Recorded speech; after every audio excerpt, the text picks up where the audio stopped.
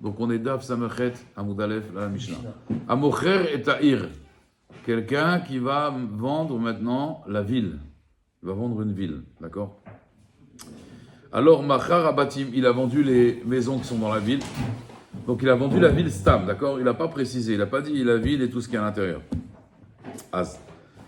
Machar et Abatim, Borot, Sirin ou Meharot ou Mehatsaot, et les bains publics. Veshobachot, et les pigeonniers, ou Bet Abadim, et les Bet Abadim, les pressoirs d'olive.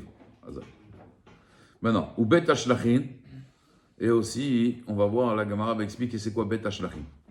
Aval lo et a metaltelim. Bien sûr, il n'a pas vendu maintenant les fours qui sont dans la ville, tout ce qui est metaltelim, les biens mobiliers.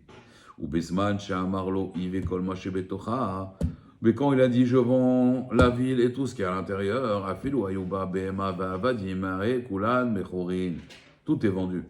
Rabban Shon Gamel Omer, Amocher et Ta'ir, celui qui a vendu la ville, Machar et à Santer. C'est quoi le Santer? On va voir, Santer One. Il a vendu le Santer, on va voir ce que c'est le Santer. Ok, on met Tagmara. Amar le Ravacha, Bered Avia le Ravashi. Shuma Mina, de là on apprend des Avdak et Metaltele Dame, que apparemment les serviteurs, c'est comme des Metaltelim. Pourquoi? Deik et Mekarka et Dame. Donc on a dit comme ça. Quand il a dit que il a vendu la ville avec Kol Maché Betocha, on a dit Afilo. Non, Mechila, non. Ça y est. Ah, il n'y a pas ça y est, c'est pas joli de faire ça. Je continue. Vous avez compris ou pas? Quand je vends la ville et je dis tout ce qui est à l'intérieur, c'est même les avadim et les behemoth. On est d'accord? Maintenant, la Gemara, elle déduit de là. Amar les ravacha bere de avia les ravashi. Shmamina avade ke metal tele dami. Les serviteurs, c'est comme des métal télim. Pourquoi? Des ke mekarke dame nisdaven agav meta. Quand il a dit je te vends la ville, pourquoi il n'a pas vendu les esclaves? Parce qu'on sait qu'en général, le Rashbam, il explique qu'un Eved, il est Uksha les Karkaot.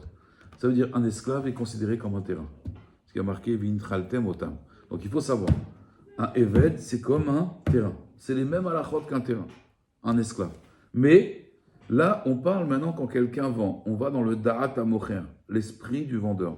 Quand il y a une vente, il faut le Da'at du Mocher et le Da'at du Loker. Ça veut dire l'esprit du vendeur et l'esprit de l'acheteur. Quand quelqu'un maintenant, il vend, alors quand je te dis je te vends toute la ville, est-ce que je pense au terrain de la ville ou je pense même aux esclaves qui sont Uksha et Karkaot? Je dis non, Vadaï, qu'on ne pense pas au Avadim. Et là, on pense à quoi? On pense au terrain. Mais quand je dis tout ce qui est à l'intérieur, ça c'est même des Avadim. Donc ça veut dire, regardez, je vais vous donner un exemple. Il y a une machloquette. C'est pas un exemple que je vous donne, c'est précis en vérité. Portable. C'est un exemple précis en fait. La Gemara dans Perek Mishemet, on va voir plus loin, dans Mava Batra, la Gemara a un safek rabotai. Quand quelqu'un il a vendu, il dit à quelqu'un voilà, je te vends tous mes métal télim. Je te vends tous mes métal télim. Est-ce qu'il a vendu aussi ses avadim ou pas? Et marloquette. Il y en a un, il a dit il a vendu tous les métal télim et même ses avadim. Il y en a, il dit non.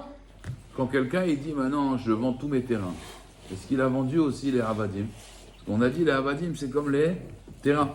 Ouais, c'est une marloquette. La Gemara l'a pas tranché. La Gemara, elle veut dire ici, Shmamina, de là on voit que avadim, qui metal telem dame.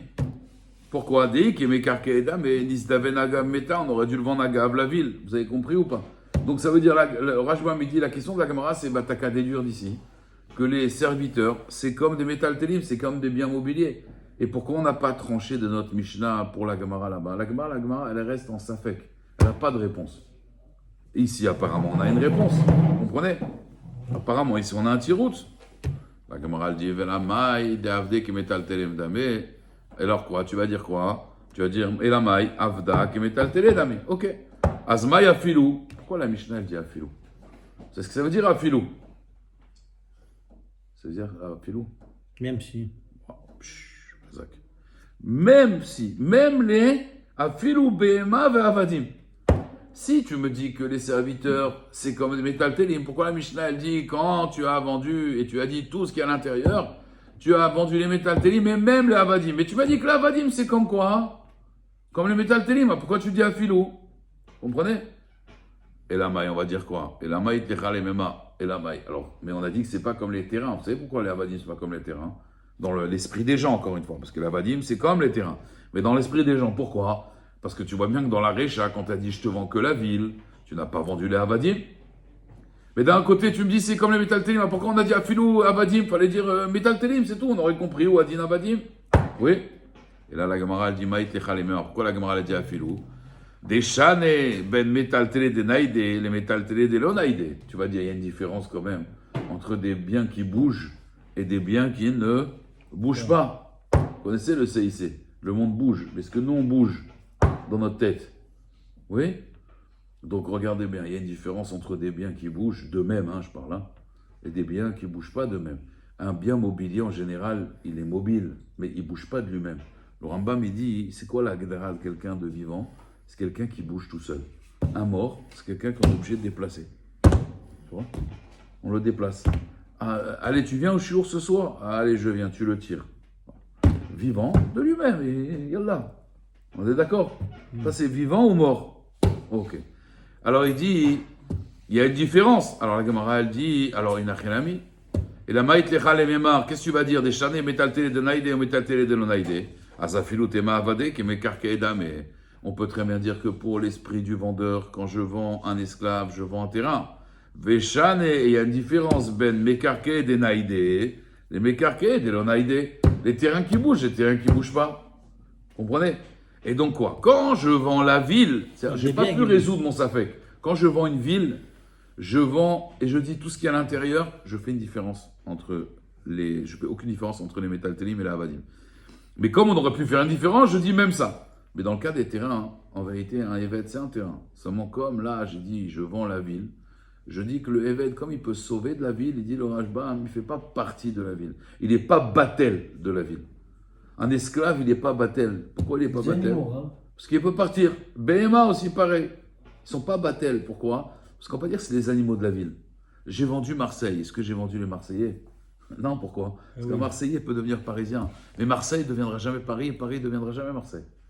Comprenez? Par contre, un Parisien peut devenir Marseillais, un Marseillais peut devenir un Parisien. Comprenez ou pas? Un habitant, il n'a pas, il est pas battel à Gavaïr.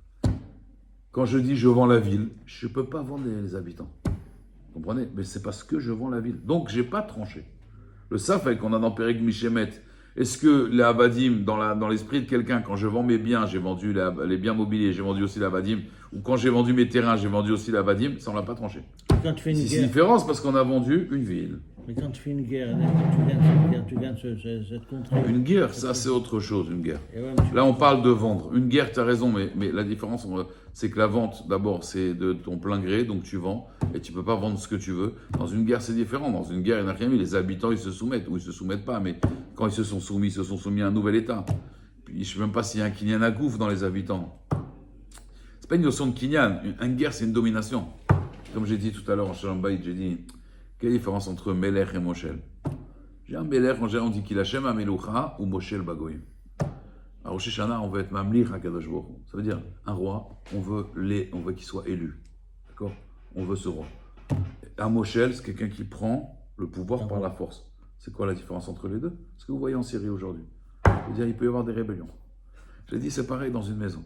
Si tu t'imposes, je suis le chef de famille, je suis le père avec tes enfants, oui, demain il peut y avoir une révolte.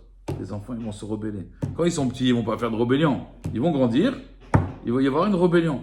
Mais si d'eux-mêmes, ils te respectent, parce qu'ils t'aiment bien, parce qu'ils t'admirent, alors tu n'as pas besoin de faire des rapports de force. Tu dis un truc, oui papa, d'accord. Mais pourquoi il te va te dire oui? Pas parce qu'il a peur de toi, parce qu'il t'admire, parce qu'il t'a élu, parce que tu es roi. Tu n'es pas Moshel, tu es roi. C'est pour ça que j'aurais dit jamais faire des rapports de force avec les enfants, et dans le couple aussi.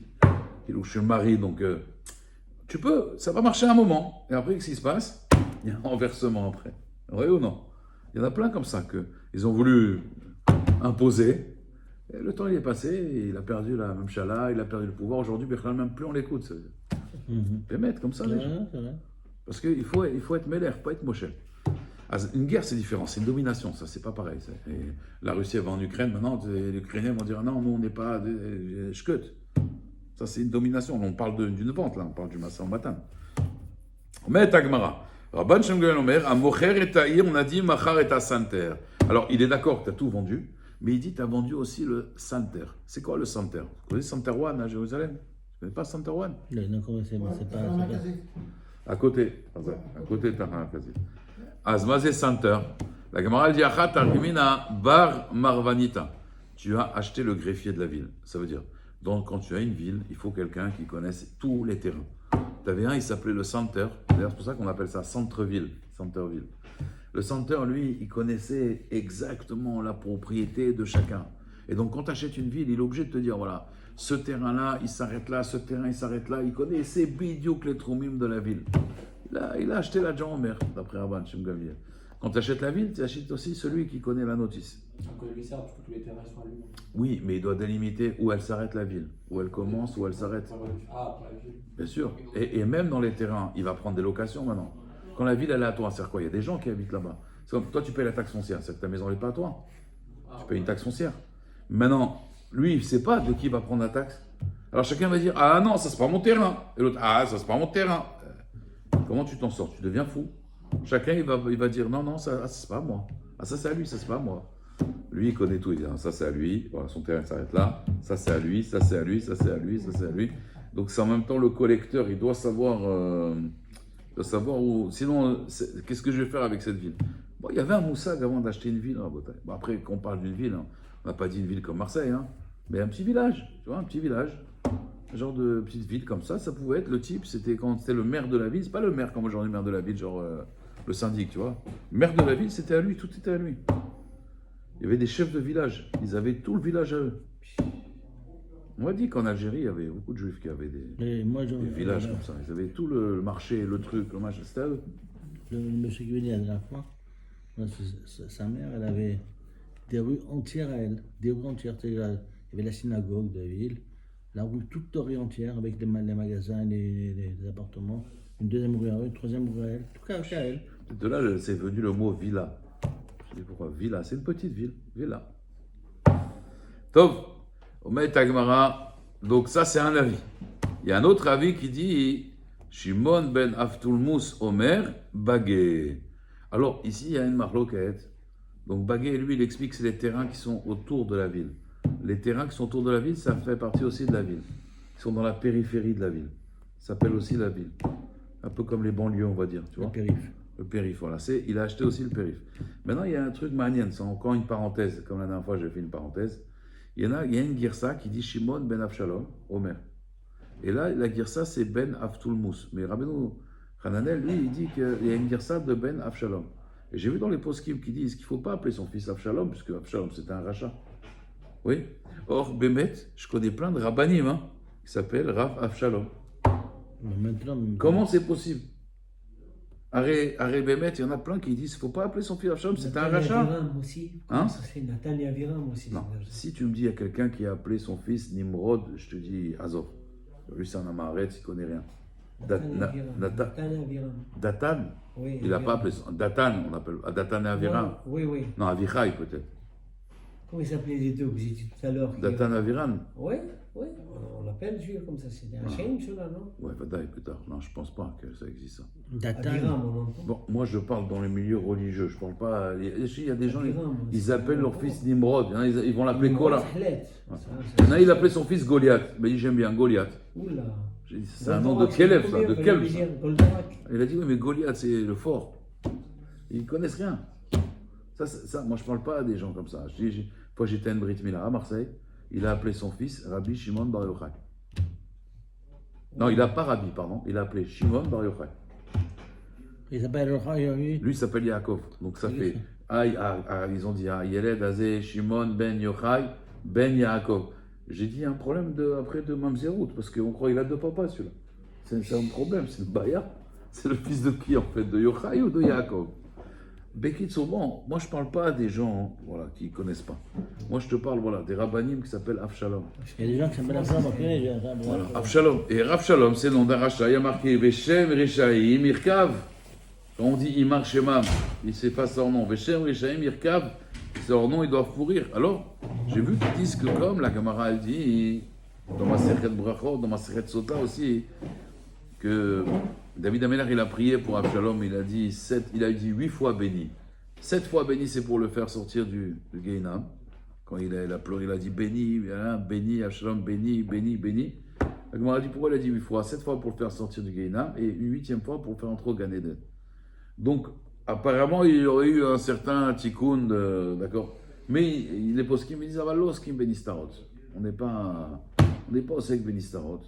Donc, alors, il faut mieux éviter. Alors, moi, une fois, j'avais Rav Elbaz d'Aix-les-Bains, Rav Reuven Elbaz d'Aix-les-Bains. Il m'avait dit une fois, la même marloquette avec est-ce qu'on a le droit d'appeler son fils Yitro ou pas.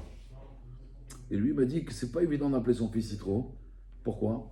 Parce qu'il y a un midrash qui dit que Yitro, quand il est retourné, alors on dit il est retourné faire tchouva à sa famille, mais il y a une version, il y a un midrash qui dit qu'il est retourné à la Vodazara finalement. Après Matan Torah et tout, il est retourné à Vodazara. Et Yoav. Il y a un midrash comme ça. Et Yoav. Attends, ok. Puis c'est pas le Nidon, c'est une parenthèse.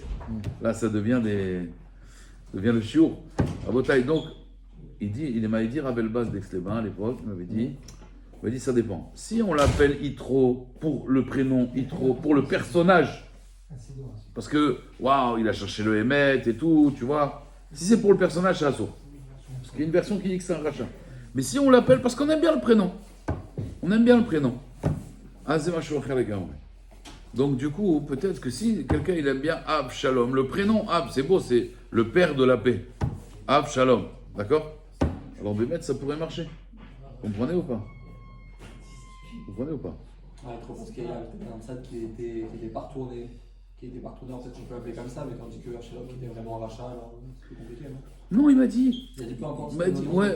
Il m'a dit, à partir du moment où toi, tu aimes bien le prénom, mais pas pour le personnage. Ça veut dire, je ne veux pas Al-Shem Ben Adam Azé, Azata Yachol. Dans une ville, il y avait un, il s'appelait Yosele. C'était un rachat Gamour. Un, il s'appelait Jackie.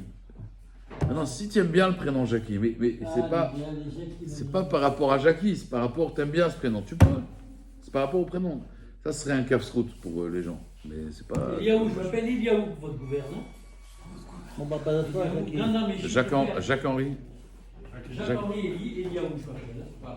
טוב, חזק וברוך. רבי חנינא בן הקשר אומר, רצה